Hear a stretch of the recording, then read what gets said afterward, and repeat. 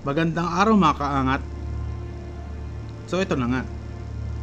Nag-aya mag-breakfast ride sa Silang Cavite ang tropa. Mabilis lang to. Silang Cavite lang kasi. Papunta tayo ng Cafe Agapita sa Silang Cavite.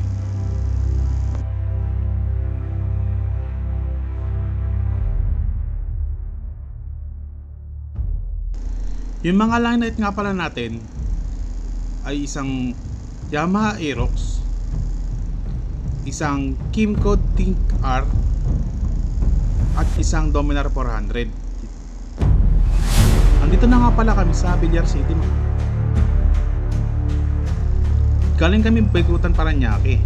So malayo kami kung mag-Aguinaldo Highway pa kami. Dito sa Paliparan may pag-ulan na ng konti, kaya di ko namin alam kung hihinto kami o hindi. Medyo mahirap ang daan, malubak, basa, tas may mga putik-putik. So tuloy lang tayo kahit ganyan ang baan. Kailangan natin mapunta doon para makapag-almusal. Nagugutom na rin ako eh.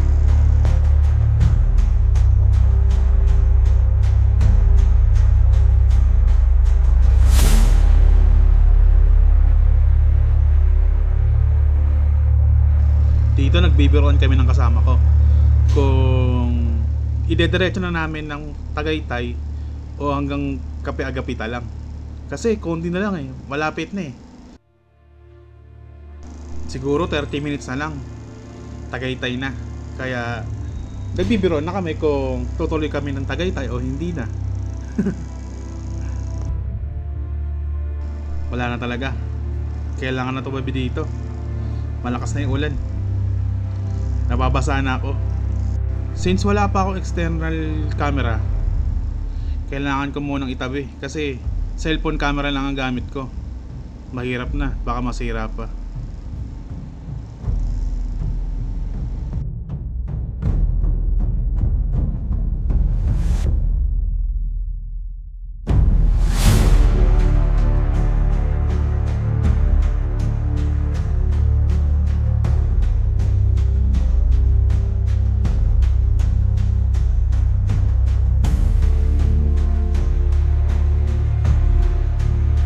Dito kami nagpatila ng konti, pero nagpatila lang kami pero tumuloy na rin kami kasi malayo-layo pa, siguro mga 8 kilometers pa. Kaya yun, tara.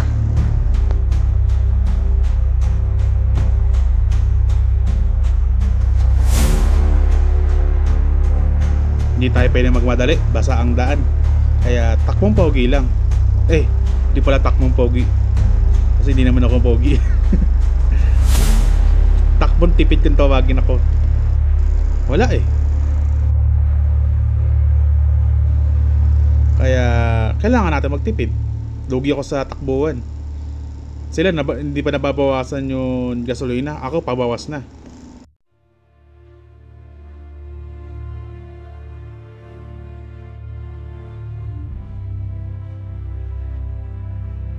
Kahit gusto man namin magmabilis, hindi pwede. Nasa looban kami. Mababait kasi kami. Kaya tama yung ganyang takbuhan, kasi looban nga rin. Tapos di pa namin kabisado ang daan. Mahirap na, baka malubak kami, masiraan pa kami bigla. So ito pa nga kaangat, naka-intercom ako. Gamit ko nga pala isang Forest intercom. Duo lang yan kasi gamit namin ng OBR ko. Pero nakakonek ako sa call sa Messenger, since yung isa rin naka Forest din. Kasi hindi naman ganun kahaba yung metro niyan eh. Yung range niya maliit lang, pang backride lang kasi.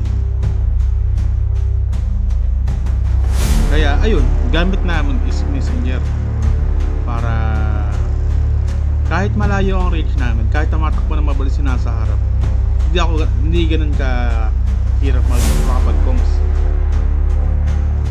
Yung isa naman ay inggit kasi hindi siya naka-intercom pa, hindi pa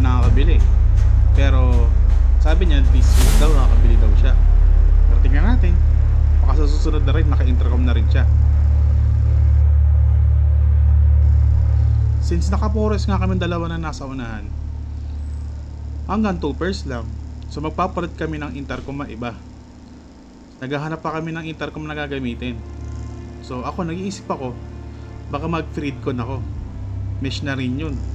So if mayroon akong ka-ride na iba, makakonig ako. Iniisip ko pa, baka mag-R1 ako, since para may isa pang camera, para may iba pa tayong shot.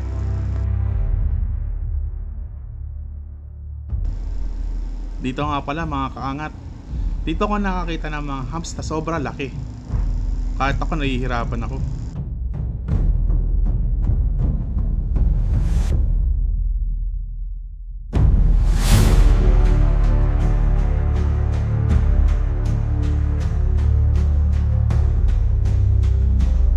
Sama na sa mga susunod na rate, dumating na yung hinihintay kong mic. Para sa susunod, makakausap ko na kayo mga kaangat ko. Kasi nga 3 kami, diba? So pag naka-intercom na kami ng pangmaramihan, pwede na ako mag-connect. Tapos yung mic na naka-internal sa helmet ko, mapipick up din yung salita nila. So yun, diba? May live voice tayo. Sayang wala akong extra camera. Maganda yung view sa kaliwa. Uy, ingat tayo mga kaangat. May ginagawang kalsada.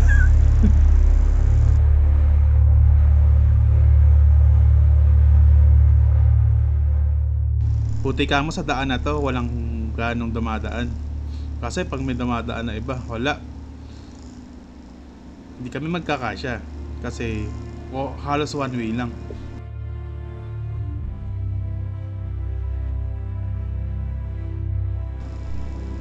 Sobrang init sa daan. Kasi naulan eh. Tapos mainit pa yung motor ko. Lugi talaga.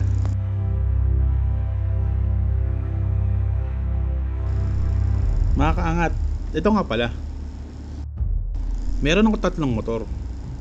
So isang K-Blade ng SYM ata yun. Tapos meron akong Suzuki Skydrive. Tapos itong Dominar 400. Bakit nga pala hindi ako kumamit ng scooter katulad nila?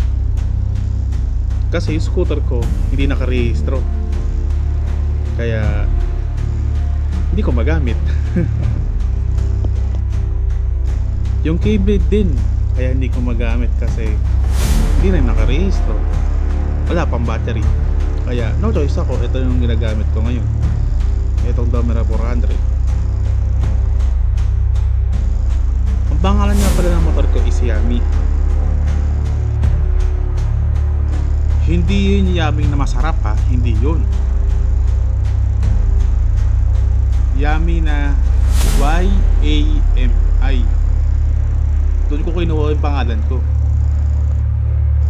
Tapos yun rice naman, hindi yun rice na kanin ha, rice na pag-angat.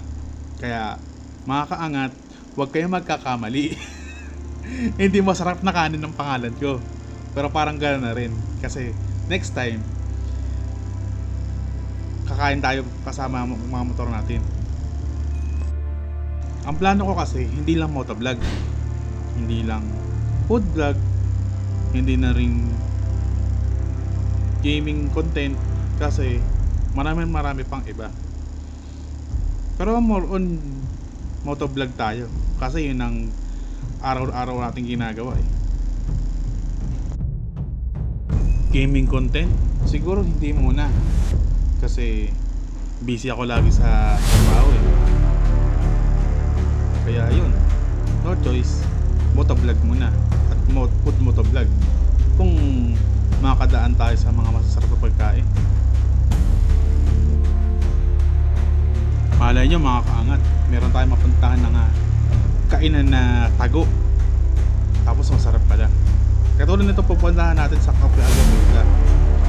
Ito ko lang ito nalaman, sabi na kaibigan ko. So, testing natin kung masarap. Balik tayo sa pangalan ko, mga kaangat. Alam niyo ba ako sa ko nakuha ang Yummy? Nakuha ko nga pa rin yung pangalan ng Yummy sa isang anime na dati ko nang napanood. So, sa lahat ng nilalaro ko, Yummy ang pangalan ko. Minsan nga tawag sa akin Kuya Yam na eh. Marami rin ako nalaro, kaya yun, nasanay na ako. Yummy ang pangalan. Pero madalas hindi na rin ako nakakapaglaro ng kung ano-ano, kaya madalas motor na lang. Pag nagustuhan ko o gusto sumama ng OBR ko, punta kami sa isang lugar. Nung hindi pa ako nakakapag-vlog, nakapunta lang ako ng ano eh, na Kamay ni Jesus eh. Kamay ni Jesus talaga yun. Wala eh, nasanay na ako eh.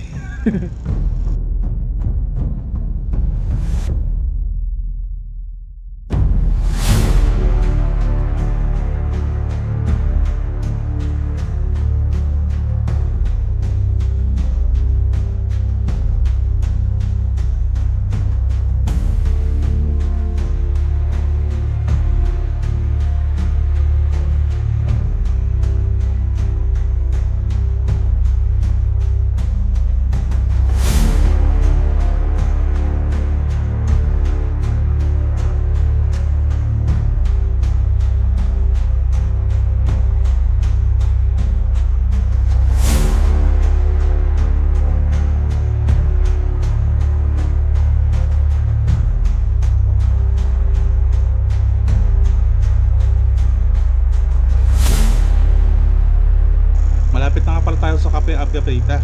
Konti na lang.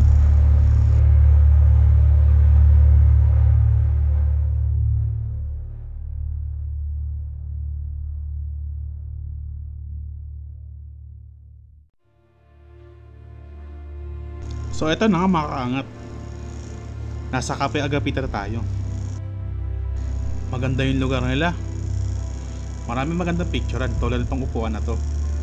Malaki yan. Mag-garden. May event place. Laki ng event place nila. Hindi ko alam kung ilang tao pwede dyan. Sayang nga eh, hindi ako nakapag-video dun sa may air condition room nila. Ganda. Ang dami magandang spot sa Cafe Agapita. Hindi lang yung pinakita ko. Next time i-tour nyo, baka marami pa kayong makita. Katulad nito. Ito nga pala yung kinain ko, Tapa Flows. Cafe ko. Laki nga pala yung parking space nila. Tingnan nyo. Konting montage ng mga motor namin. Pero focus tayo sa motor ko. Kasi Yummy. Siyempre, motor ko yan eh. Proud ako dyan.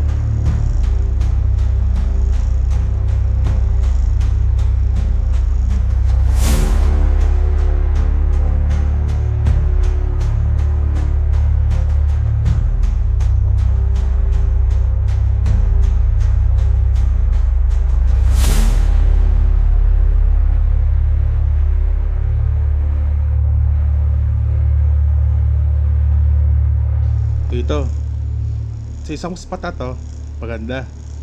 Pwede kayo magpaalam para magpa-picture dyan. Tulad ng ginawa ng mga barkada ko. Picture sila dyan.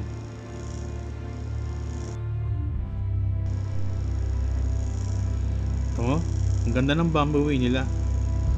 Sana all ganyan. Dalawang spot na ganyan. Isa ay papuntang restaurant, isa yung entrance tulad nito. Siyempre, tapos ng picture, umalis na kami. Tinalon ko na kasi ang init tsaka sobra traffic. Andito na kami sa Villar City agad.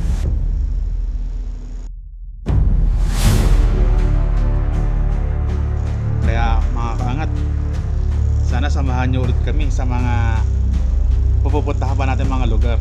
Kakainan, tatambayan, syempre kakainan ulit.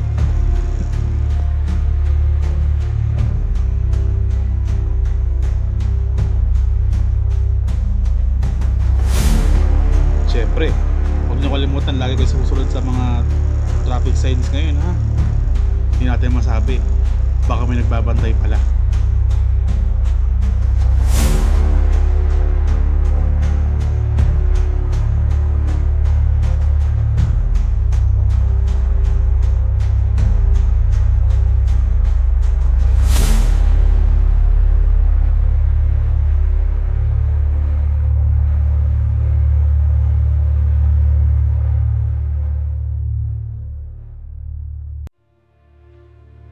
Kaya sa susunod ulit mga kaangat, salamat at lagi kayong mag-ingat.